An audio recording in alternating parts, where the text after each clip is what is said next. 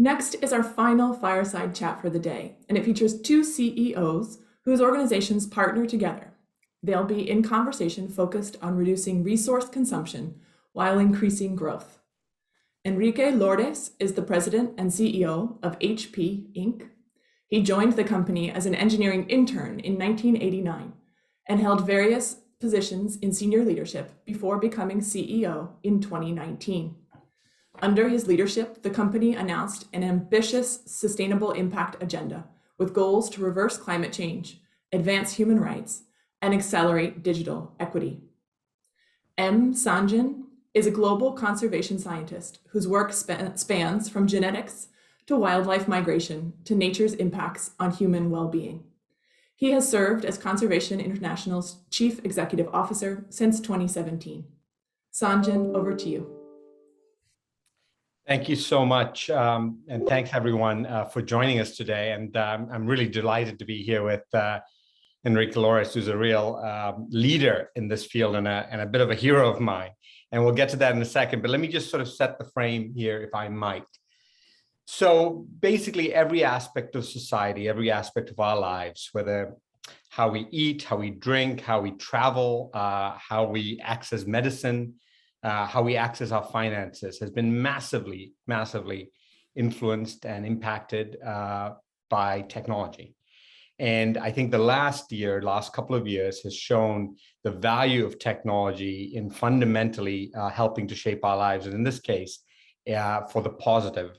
Imagine this pandemic hitting at a time that was before our ability to sort of work from home, go to school from home, carry out all of our work from home, and also think about the technological advances that happened in terms of making the vaccines available so quickly. Really is, sort of almost miraculous. And yet technology writ large has had a massive impact on our planet. Much of it is unseen by most people, most consumers, by myself. I didn't know some of these things until you start digging in a little bit. Devices that we once thought, and I think this I can say in my lifetime, would last for 10, 20, 30 years. I distinctly remember the first IBM at the time, IBM computer that I got as an undergraduate, and what a sort of ceremony it was to unpack it from the box and set it up and thinking, well, this thing is going to be in there, at least as long as I have my car.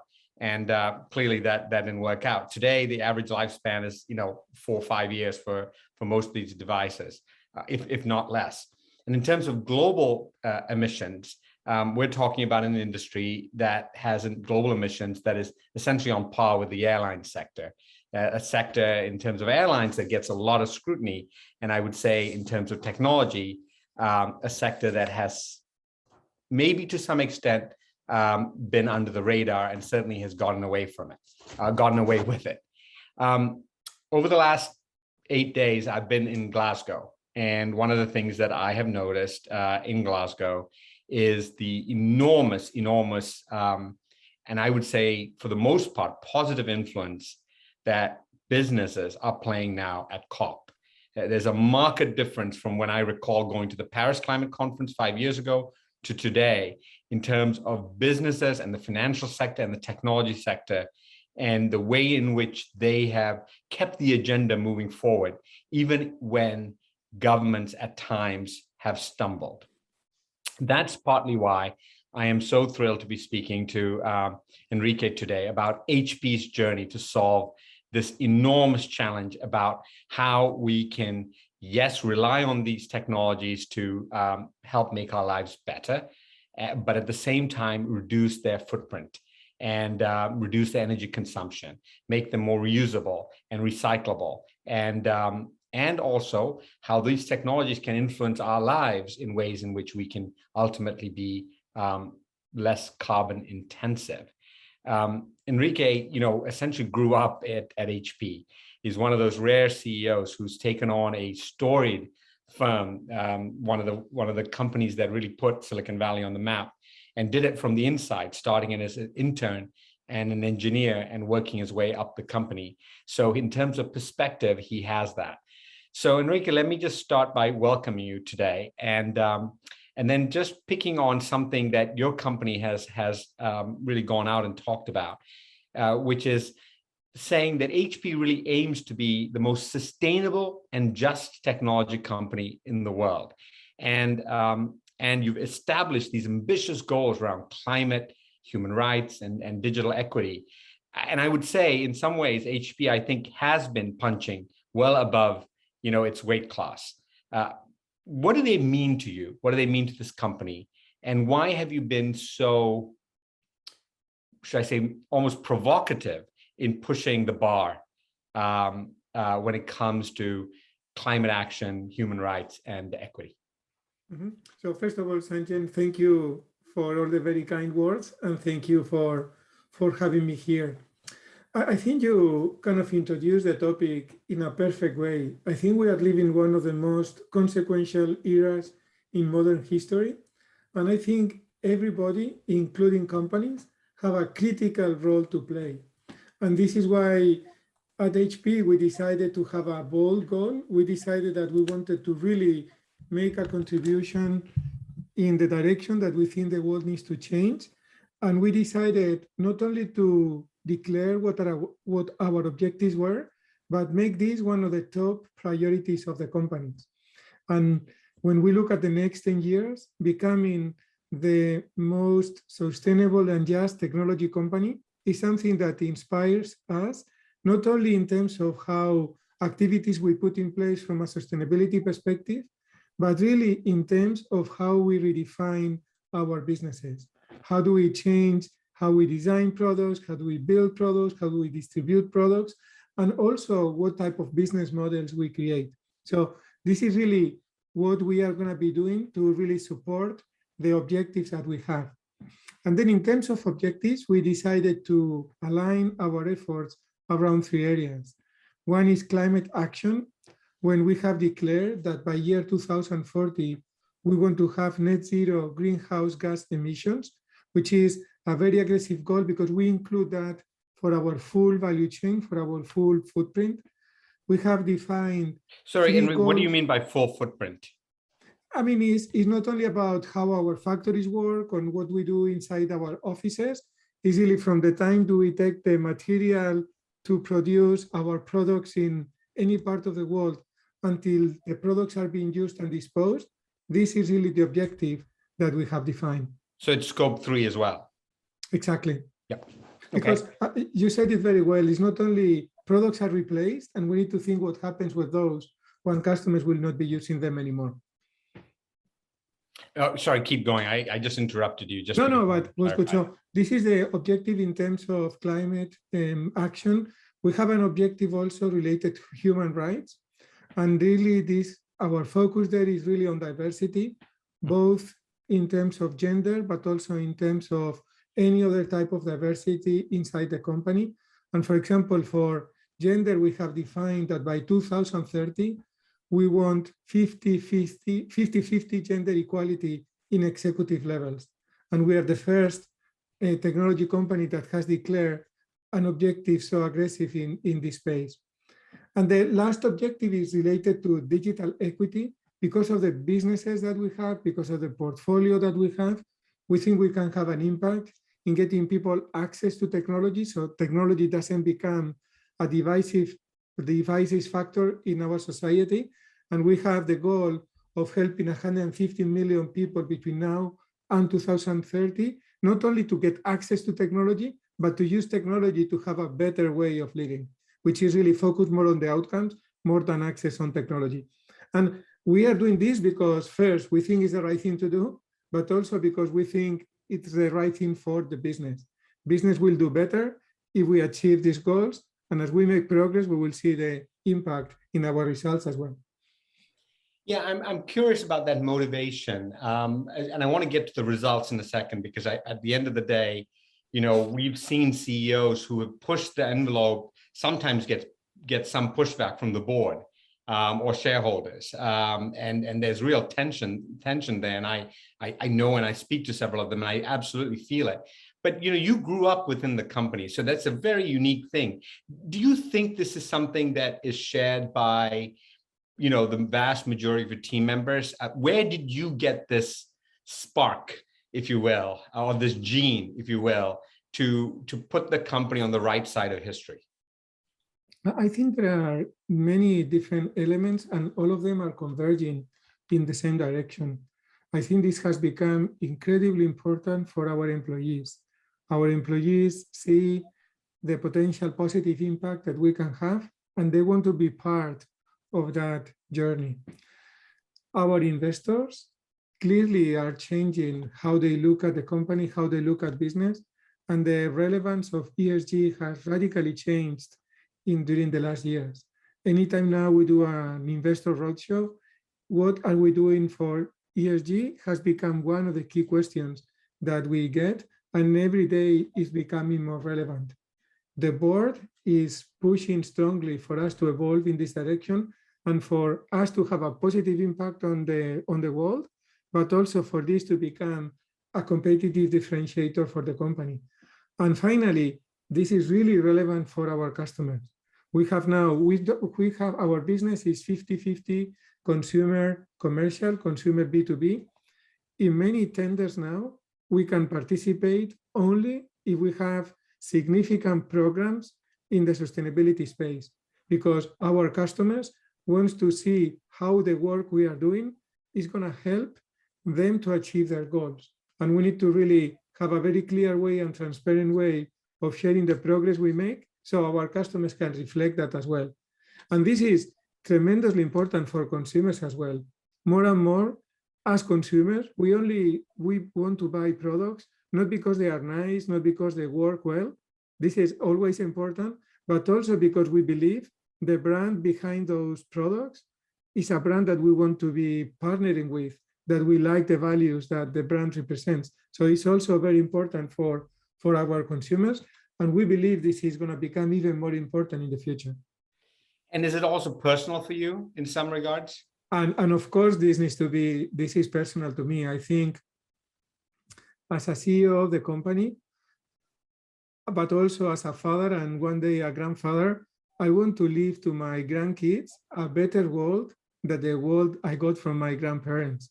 And I think this, by leveraging the capacity that now I have as a CEO, I can really have an impact. And when I think at HP, I think about it from two different perspectives. I think at it as a company, as a community. So we need to make sure that within the community, we perform as we think we should, but also we are an incredible platform to influence the world because of the partners that we have, because of the supply chain footprint. And as an individual, having the ability to drive that and to have an impact is something personally extremely rewarding and extremely important for me. Yeah, for sure. Well, let's talk about that business part of it, because it's quite impressive. So you've reported over $1 billion in new sales from HP's sustainable impact efforts. And that's pretty impressive to see that you as a company can grow while decreasing your impact on climate and on the natural world. What is that portfolio actually made up of? I think, first of all, I think I dispute the fact that companies need to choose between having a positive impact and having strong results. I think business results. I think it's possible to do both. And I think in the future, it's going to be even more possible. As you said, we report every year the amount of business that we win because of our work in sustainability. And for the last 2 years, we have reported that we won more than $1 billion per year. And this is because many companies, to participate in their acquisition processes, in their RFQs, we need to submit our programs, our plans around sustainability. If we didn't have them, we will not be able to participate in those tenders. And this is a trend that is growing, is not declining. When we look at what we do, I think it's all about defining the goals, defining where we want to go, and then letting the teams really dream and create their own magic on how do we get there. But if you think about some of the things that we have done during the last years, our PCs are now fundamentally made with ocean-bound plastic that would have gone to the oceans. It is not happening anymore. We take that plastic and we use it to build our PCs. That's incredibly important for our customers and also incredibly motivating for our employees as they develop these products. We have built, for example, in Haiti, plants to get plastic bottles from the ocean, recycle them, and with those bottles, we produce our supplies, our cartridges for ink for our printers. That's an incredible activity also, has a very positive impact, and also is very motivating for our teams. We are working with our suppliers in terms of what is the code of conduct that we want them to have in terms of the employees that they use, how they manage them, how they pay them. So all these things then have an impact end to end, and is really why we believe we are making so much progress in this space. Yeah, and I'd love to talk a little bit about the supply chain, because I think that's a place where a lot of companies get into trouble, or they become very challenged. You can't open the papers today without reading something about the supply chain and where it's, essentially gunked up. And I think that, a few years ago, a decade or two ago, companies were making choices simply based on price. But now there's a lot more factors that come in. And I think some of the early choices companies have made have come back to haunt them now in challenges in terms of that supply chain. How do you think about that supply chain and ensuring that sustainability is there, end to end? Yes, so as I mentioned before, I look at the company as a platform, and as a platform that can really influence many, many different parts of the world. And supply chain is clearly one of the areas where we can have more impact. We were one of the first companies that created a code of conduct for our suppliers. In fact, we published it, the first version, in 2008. So it's a long time ago where we really identified that this was something where we really needed to focus and make sure that we had a strong impact. And I have to say that our suppliers have been responded to it very well in 2008. We constantly monitor and audit how things are made, and we can see the progress that has been made, and the fact that now we can say that all our suppliers are behaving according to our code of conduct, and that we really are having a positive impact anywhere we have factories or our suppliers have factories that feed our factories. What are you most excited about in terms of your business and the sustainability part of your business or regenerative part of your business as you look forward? Can you give me a sense of what I might expect? Yeah, let me answer the question, and then I have a question also for you. I'm going to violate a little bit the protocol, but since you have so much visibility, I want to ask a question also to you. I think the area where I feel more proud of is the overall progress we are making, and what is the spark of that I can see in the HP employees when we talk about this and about the progress we are going to be making. When I talk in any internal meeting about this being a priority, the need to make progress, the need to change, and the ambitions that we have in this space, you can see the energy that this creates in the teams. You can see the teams, the engineering teams really start thinking, okay, how can we do things better? You can see the supply chain teams thinking, okay, how can we redesign our footprint, or what type of new programs we can put in place? You can see the sales teams thinking, how do I position this to my customers? And creates a vibrant energy that is, I think, contagious, and I think is really helping us to win and to lead. So that really motivates me every day that I come to work and really think this is important. But let me turn it to you and ask you, I think, an important question. You have visibility across many different industries, you partner with many companies. What do you think companies should be doing in this space to continue to lead and to continue to differentiate? What are the key things that you think it will be important for us to focus? Well, it's been such a strange, couple of years that I think everything I knew before, you almost had to throw out the window and rethink it. So one of the things that I saw over the lockdown, over the pandemic, was that the companies that were leaders, they continued to lead. In fact, they accelerated. CI has been working with HP for almost a decade now, and we have a great partnership, of course. And HP is an example of this. HP Inc. is an example of this, but other companies we worked with as well, the best in class. I'd say everyone except maybe the airline industry, which actually suffered it in a different way, in a quite existential way. Every single one of those companies doubled down or tripled down on their commitments. It was an extraordinary moment of very high ambition. And the analogy I use is sort of a bicycle race, right? So, I cycle sometimes to work, and I noticed that I can only overtake someone if I'm on an uphill. You can never pass someone on the flat or downhill, but when there's a hill coming, I know this is my moment that I can actually pass someone. And I think the best companies in the headwinds are often step up and be their best. Another thing that I noticed is that these commitments that CEOs make, because they are under pressure to make those commitments, only come true if the team members within the company and the customers within the company really understand that commitment. I certainly have seen where CEOs have made a commitment with absolutely no opportunity for the company to really deliver that in a way that won't be seen as greenwashing, in a very real way. And I think people are becoming much more sensitive to that. We don't want to just see great announcements. COP was full of this, right? It wasn't the road to Glasgow that mattered. It was the road from Glasgow that mattered. And the new level of accountability is certainly there. I think thinking long-term is key. One thing I know for sure, Enrique, which I can say with absolute certainty, nature will be more valuable tomorrow than it is today. 100%, 1000% sure of that. So I know that anything you're doing that is nature positive, that is climate positive, your investments that you're making today will pay off. What I don't know is the timeline, but I know it is going to be better tomorrow than today, right? So the trend is there. And then two other quick things. Companies now, particularly tech companies, are sitting on lots of money with very little room to actually invest it.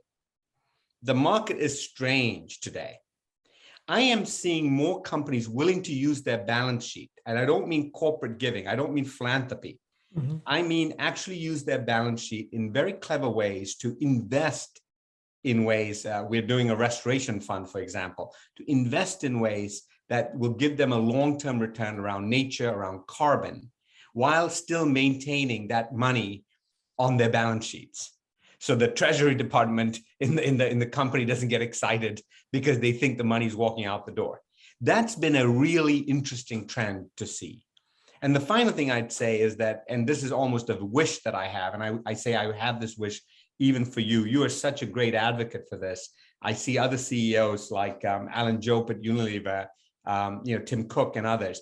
When you lend your voice to a conservation message, to an environmental message, it goes a long way, much further than when I can lend my voice. And I want to see companies to take a much more aggressive role in telling that story, because it's an important story to tell.